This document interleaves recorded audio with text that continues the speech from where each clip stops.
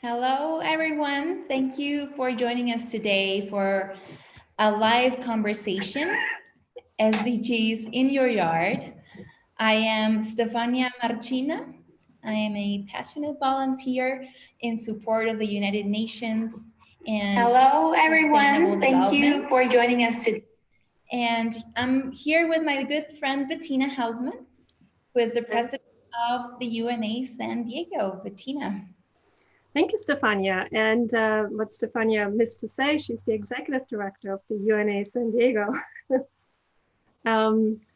Happy to be here today. And you probably saw from our topic that we're going to talk about the SDGs, specifically how to localize them.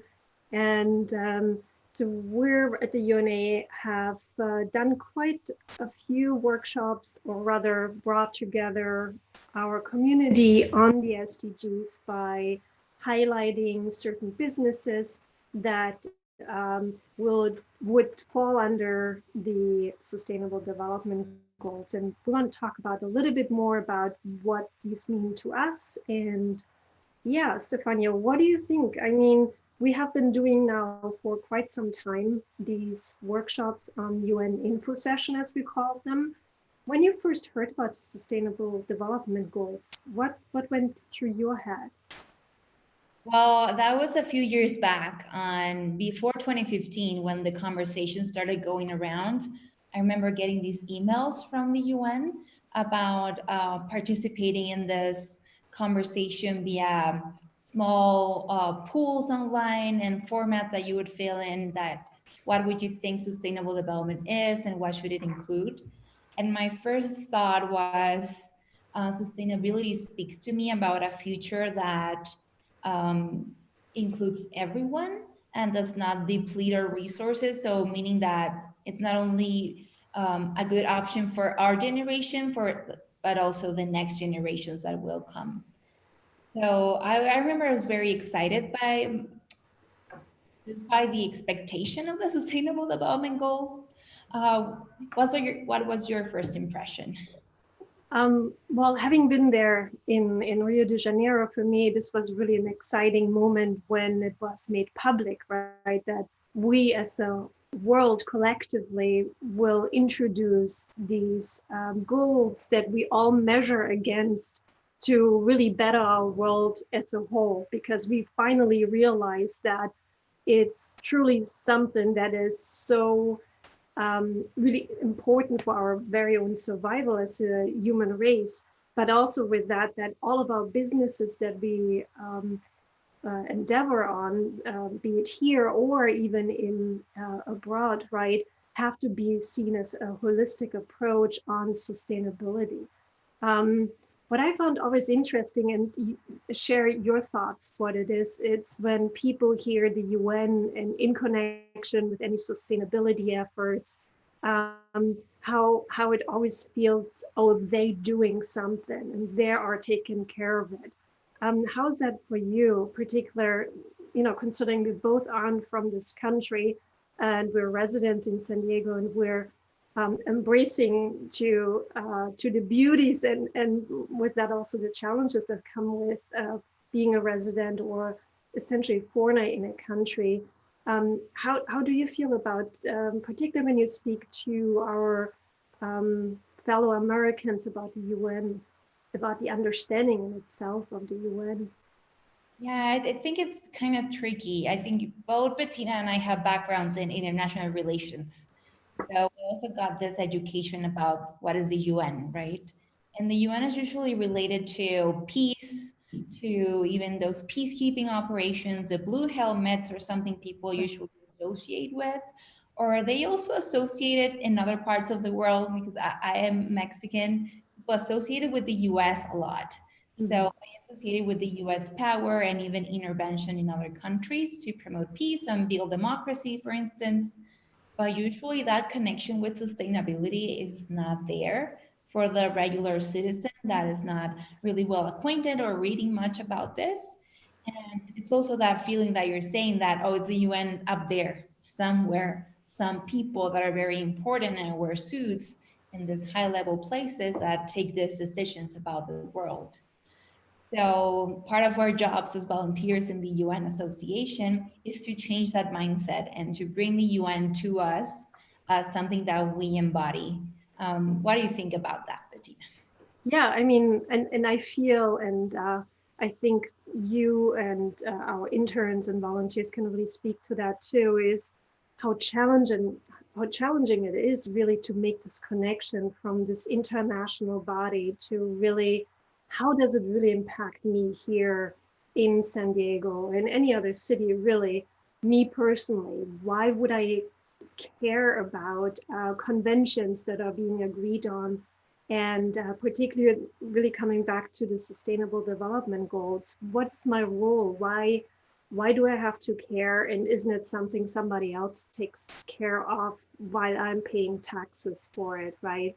And I think that has been really the major challenge. And that's why I would say that our UN Info session is trying to make these inroads of bringing it closer to our community, that indeed many businesses and organizations that work in humanitarian aid, but also that do technology on wind energy, etc., right? That these are already industries and organizations that are part of the solution and part of the network of the SDGs.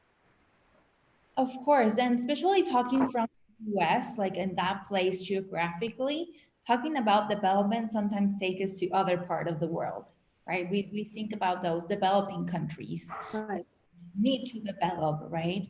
But a huge change in the SDGs is that they actually apply to every single country, right? And that it is a shared responsibility for to develop the world to be sustainable for us and for the next generation, that is of all humanity, not only of those countries that are underdeveloped and those not really, there were kind of old concepts about development that really dramatically changed in the last 2 decades. So that's a challenge when in the United States advocating for sustainability, because sometimes we have this feeling that we have it all, but we really have too many challenges. And even in California, which is an amazing state, in San Diego. Yeah. And I mean, to the point what you mentioned earlier when we talked about sustainability in general, what it is, right? There's so many misconceptions too on sustainability, right? Or even not even knowing what it is. And I think one of the major challenges is truly to lay out that it's really meaning that we shouldn't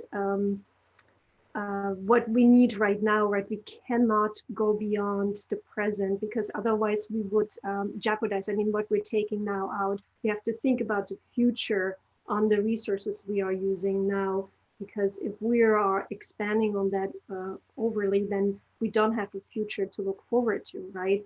So, but one of the things that I always found interesting is people saying, oh yeah, you know, the environment, and we need to take care of the environment, but hey, the environment is not that bad. It's us essentially that we need to take care of. And I think that's exactly the point, right? Because nature in itself will be able to rejuvenate itself or come back to life if we leave it alone, as we saw with COVID, for instance, right? How many more birds were really around, how many more wildlife truly started to come back because of this incredible stop that we had. So yeah, nature will take care of itself. When we're talking about sustainability, we're really at heart, it's us as humankind to survive. As things will get hotter and the climate will truly change, and as such that scarcities will be felt anywhere in the world, maybe not in terms of that every single country will have the scarcity on resources, but rather really those that have the resources will be experiencing more influx of people to their countries, and potentially even wars over that, which we have already started to see, these wars over resources. And that connection is really important to understand sustainable development as an effort of humanity to reverse or adapt to the effects that we have created in this planet. And not only talking about climate, but economic inequalities, huge disparities in our cities, discrimination of gender, race, ethnicity, and nationality, unjust migration systems. So there's First of all, something that we haven't covered, the Sustainable Development Goals are 17 goals that were agreed upon in 2015 by all member states. Not just yet. Yeah, sorry, you can see it. Sorry, I was just holding up, or maybe that works better.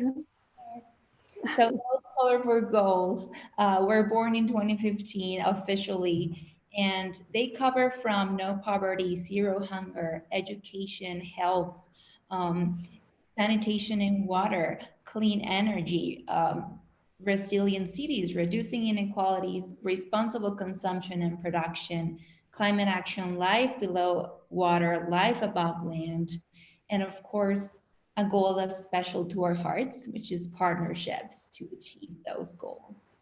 So that is the framework that essentially humanity, through the United Nations as a forum, is putting forward for the next now 10 years until 2030 to reverse and adapt to those effects. And it really speaks about our responsibility in the world to achieve a life that is livable for humanity. As Bettina was just saying, the planet will continue without us, but it's us if we can continue in this planet if we don't take action. So how do you see the cities actually be part of this? Because I mean, it's clear that urbanization is increasing, right? I mean, life really is taking place in the cities. And with that, of course, also the resources. There's where poverty is because of the inequalities. Cities address really, it's this microcosm, right, of civilization, essentially, right, if you will. And so with the cities front and center for us, particularly when we're talking about the SDGs in my yard, how do you see the cities play a role in us promoting the framework of the Sustainable Development Goals locally specifically? I think the city is where we live, actually, where we develop, where we raise the next generations, where we get education, where we look for jobs, and so on. And I actually think COVID has put big cities in the center of criticism, and how that model of urbanization is really not working for health, for transportation, for pollution levels, or for just overall quality of life, especially when seeing how essential workers are one of the most affected population groups by those inequalities that big cities are in the center of. So, what better actor in the center of public policy to take action into sustainability than the cities themselves? I think they have a role that it's been very underestimated, and that we should be putting forward and having these discussions more. Martina, I think you've lived in San Diego for the past 17 years, right? How do you feel? US 17, yeah, but in San Diego 14, yeah. How do you feel about the city of San Diego and their role? Their role, yeah, I mean, it's truly what you said, right? Because that's where the urban life is just really, we infringe on nature essentially with our development, right? Whether or not we choose to pave over grass, to have more infrastructure in terms of more cars to drive, right? But it also goes to the point of if we pave over grass, what color are we choosing for that, right? Because now we know that the asphalt, the black asphalt, would actually absorb more of the sun instead of reflecting it off, right? So there are great efforts done in the city of Los Angeles, for instance, to look into which streets could actually get this reflective white on there. Because for you as a consumer, it may look bizarre, but I do think that it's this change on behavior that we have to adjust to really learn what is necessary. and not only need to adjust to, but also those that we need to drive these changes, right? Because we've done business always like that. We can no longer afford that thinking, the business as usual, right? And it's truly no longer that we're trying to protect the next generation. It's actually this generation already that we need to protect, right? I mean, we're running out of options now as well. And so I'm really glad. And you were the one actually that brought us to the city of San Diego last year to connect us with the city, to really look into what are they doing specifically on sustainability, and can we connect with them in a way that they understand that the SDGs should be a part of their efforts, right? And then we all, you, myself, and Alina, we went into their offices and were really astonished about the welcome of the warm welcome to be there with Cody and Ashley from the sustainability offices. And that actually to be a very young department within the city was surprising and refreshing at the same time. More so to see two scientists, women scientists, right, that are leading this effort. So I do think over the years it has changed quite a bit in San Diego to a good start. Yet, I mean, thinking about, as we talked about, right, the SDGs being this blueprint um, starting in 2015 and to be accomplished in 2030, we're running out of time, and we're just kind of starting to see some discussions around the topic, not saying sustainability in general, but the sustainable development goals as a whole concept, right?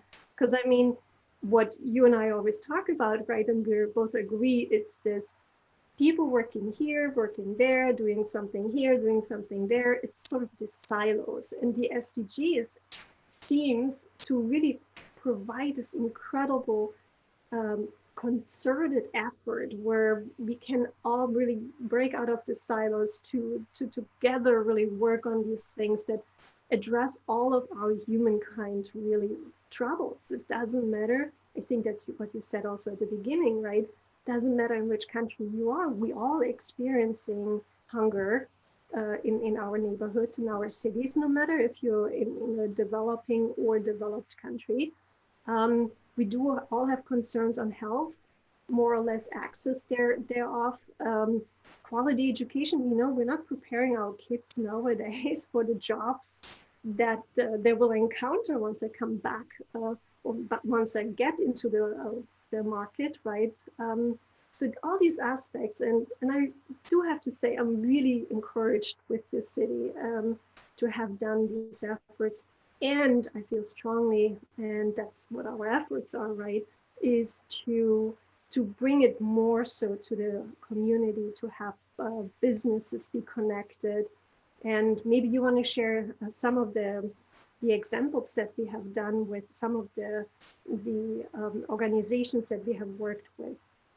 Definitely. And an excellent part of the example of the city of San Diego and how they were so welcoming is to encourage other citizens to let the fear down and approach your representatives, approach your local officers and officials.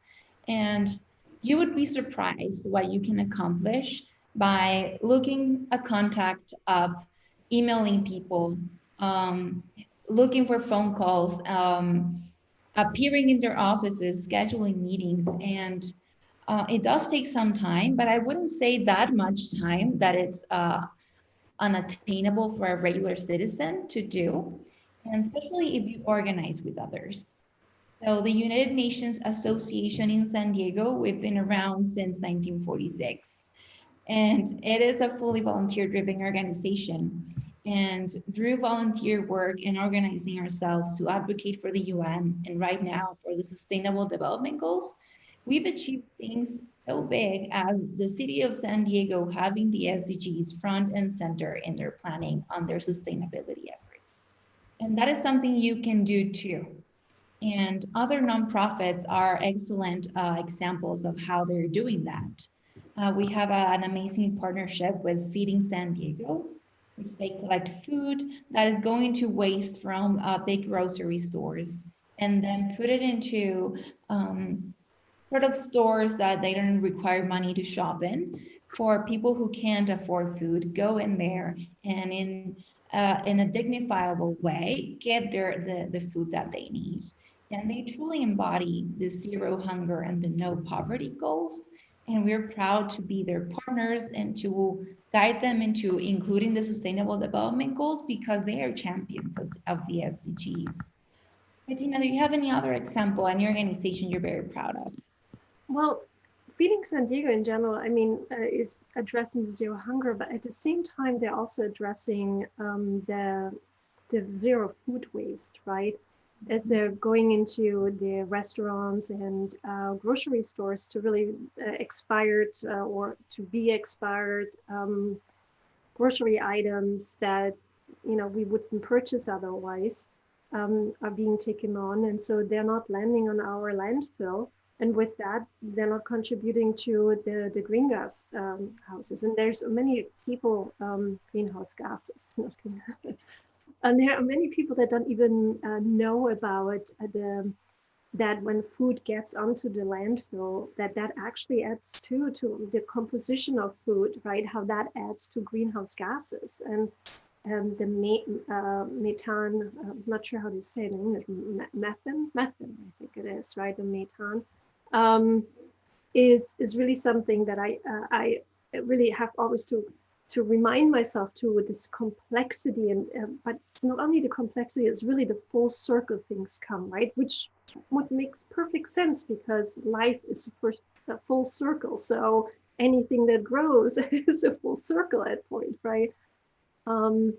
Another really that I want to stress, and that really goes into how you mentioned, like where we particular pushing is on these partnerships, which is the SDGs number 17 is partnerships right there. And is really with the UBS Bank. And so it's, we have been working with one in La Jolla under Chris Marsh. He's the managing director, and he was also part of, you may recall him, Stefania, during our UN 75 global consultation in May. So he actually developed this really exciting, it's like a scorecard, sort of my personal goals. So this is really, you can see there's a few in here. So it's still fully packaged. So out of his own dime, right? I mean, he just is so convinced about the importance of SDGs and that he created these aligning passions and priorities towards the sustainable development goals, it says here. And then on the back, it says, my personal goal, what is the impact I would like to see? How would I get involved? And he's a bank manager, right? I mean, a managing director, yet for him, it's really also from a financial aspect, right? Because that's also part of the SDGs. How do we invest and finance things for sustainability to think ahead? And that's just brilliant. And that's really what I like. As much more we get deeper into our communities, how we actually already see businesses working towards it, but they aren't connected to one another just yet to really elevate the understanding of this is us, we're all working on it, let's break out of the silos, right? And that's what we're trying really to do with that, right? To acknowledge we're all working to a certain extent on the SDGs, and may not even know there are SDGs, but when we talk about just clean water or people that work in education, they are working towards really fulfilling some of these incredible, ambitious, but reachable goals, right, collectively. And we're coming full circle with what you were saying, Bettina, because we spoke about regular citizens that can, touch the doors of their representatives, their officers, organize themselves. We're talking about nonprofits that are active out there and doing great work. And we're talking about the city that's also doing amazing work, at least in California and in San Diego. And we're talking about businesses. So it's all the sectors of humanity itself that we organize in different ways but that we have a role in achieving the SDGs. So it's not the UN up there somewhere, people in suits signing paperwork or, you know, engaging in negotiation. It's us, and it's in our hands, and taking that responsibility implies that we have some homework, right? We can just leave without, okay, so the SDGs are this cool, colorful platform with drawings on that, you know, they're hip, and I also want to be sustainable, but we have to get hands-on into achieving the SDGs in the next 10 years. Yeah, yeah, I agree. And I think also one of the points is, I mean, we can talk forever about this, right? And we're trying to make it as conversational as possible to reach many people, right?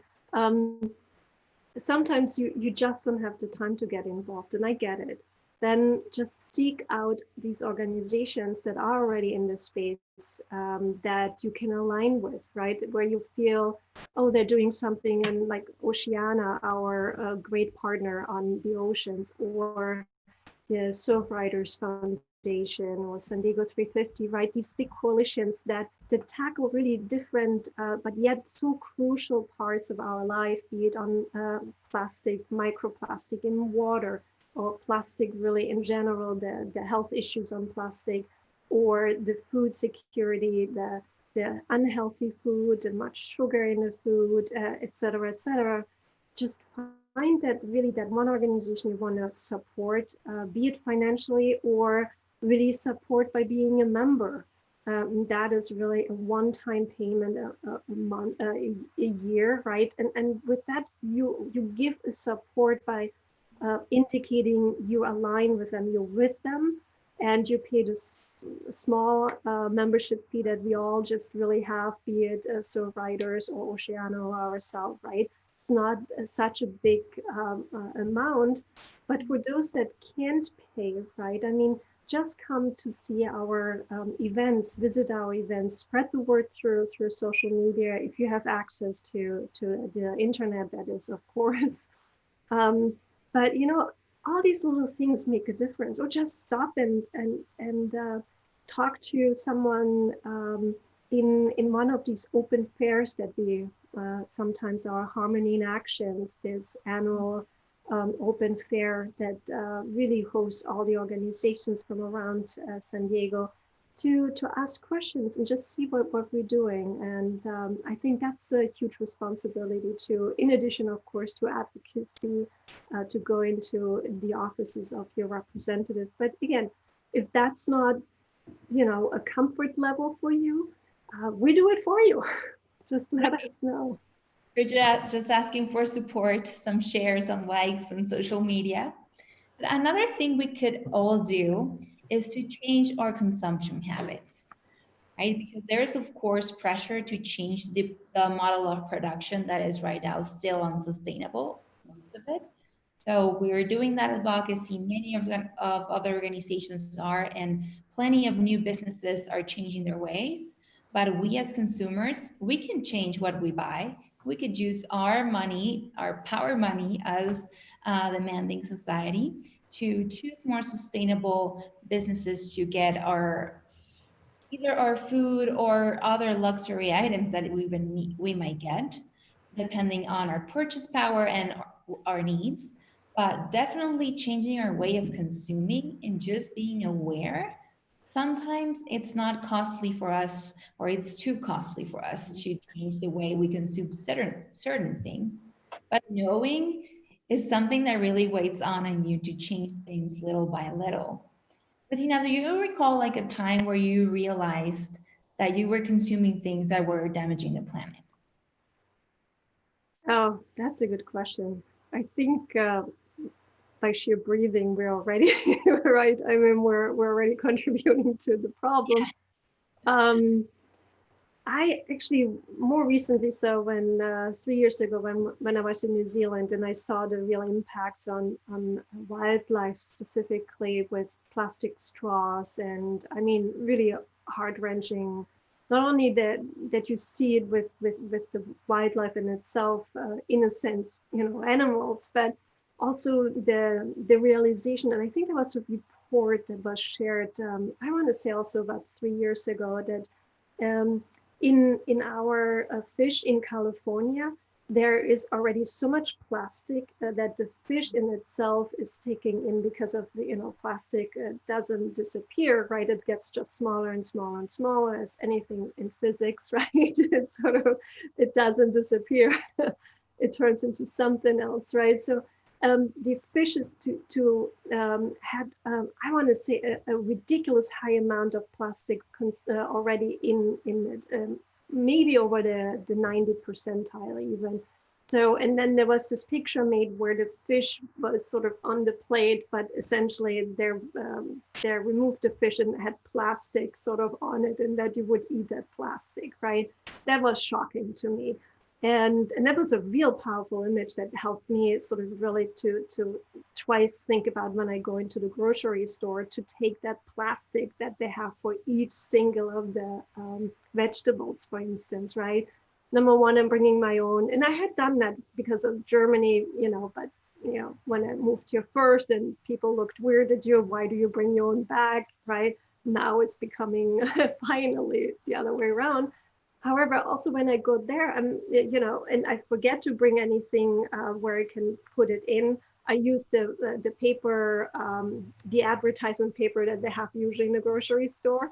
So I take that and make a little, like a little vessel out of it and put the stuff in there. And yeah, okay, it tumbles around on the when you have to ring it up.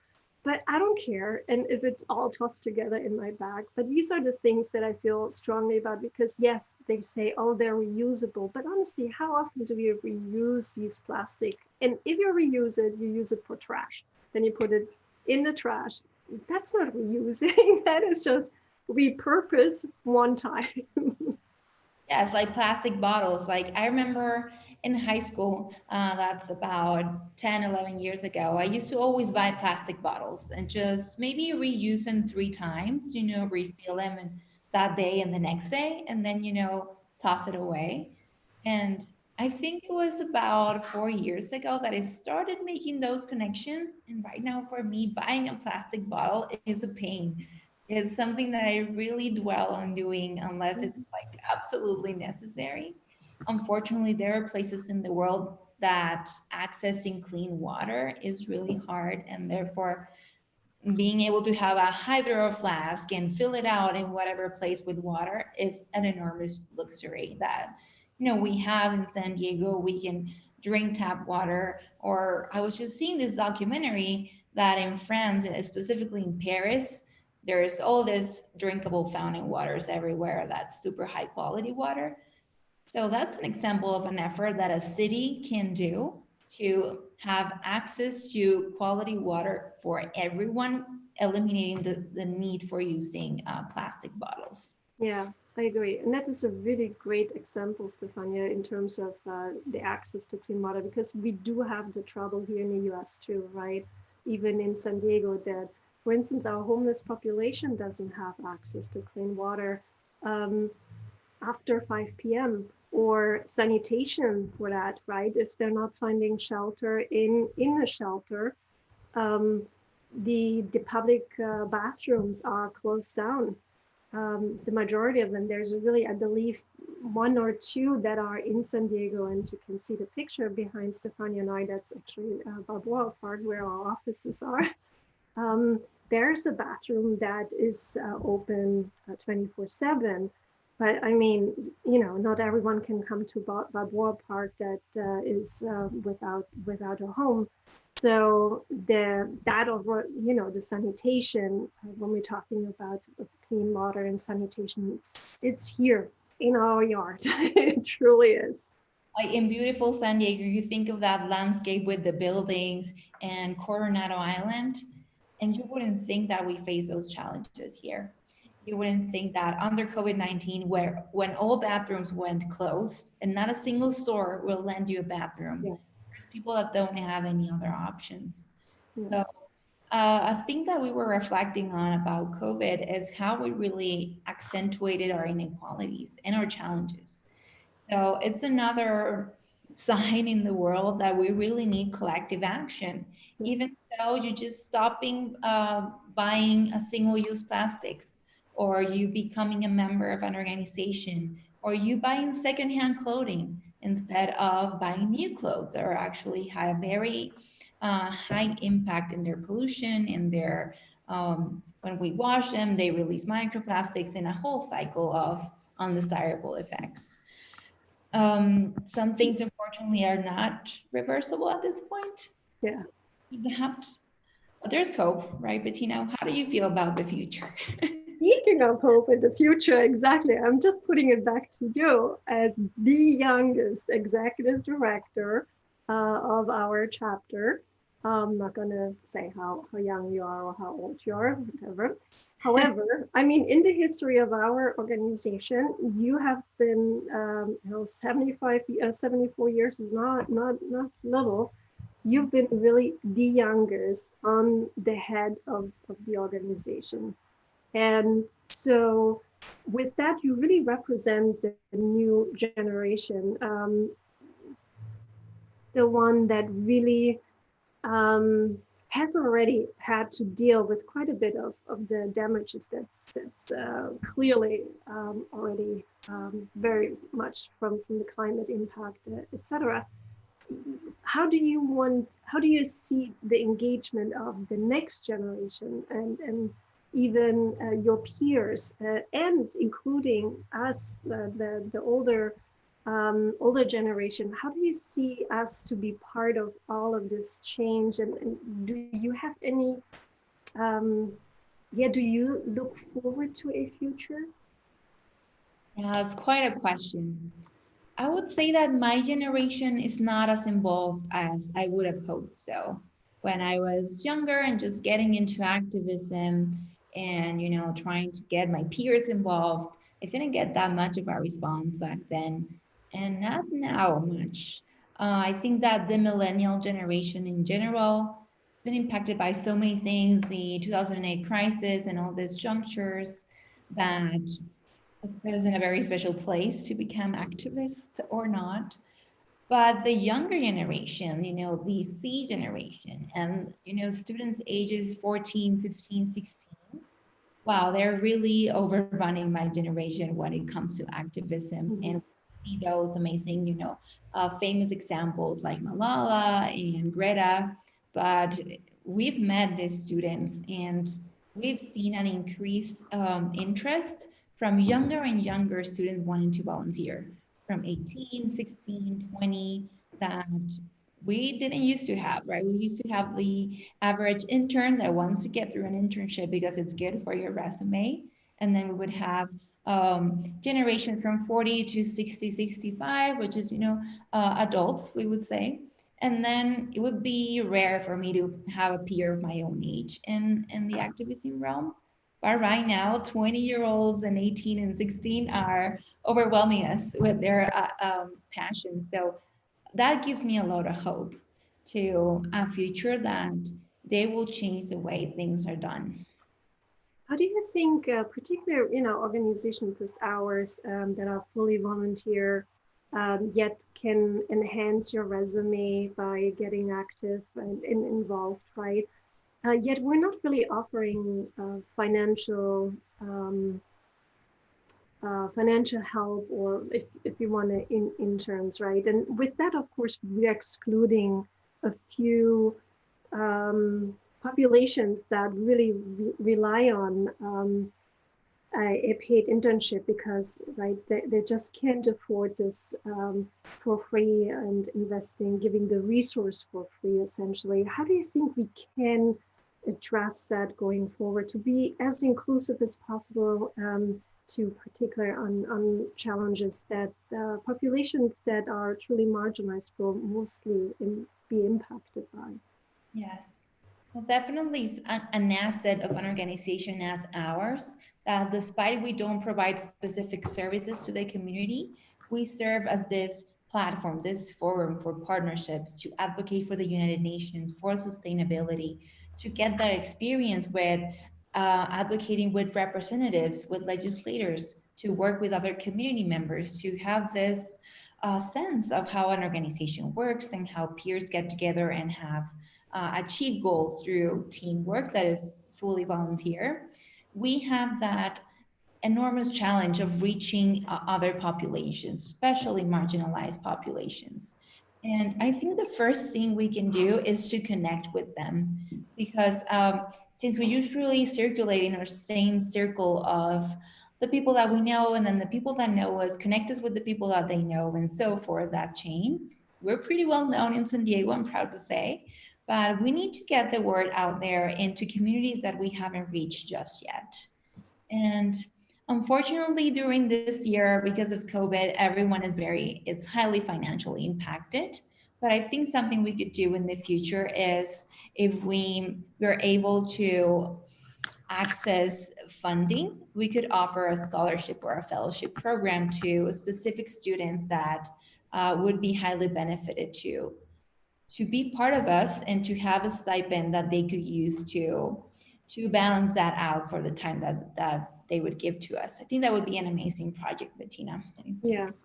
And maybe also this would be a call for action to someone who is really good in grant writing that wants to help us to actually make that a possibility in the fairly near future. It would be wonderful. As we know, we did actually have some years back, probably already 10 or 12 years ago, that we had a scholarship that we gave every year actually to 4 students for specifically writing an essay on how they see the world, and what needs to be done to improve the world for all of us, for making it a better place.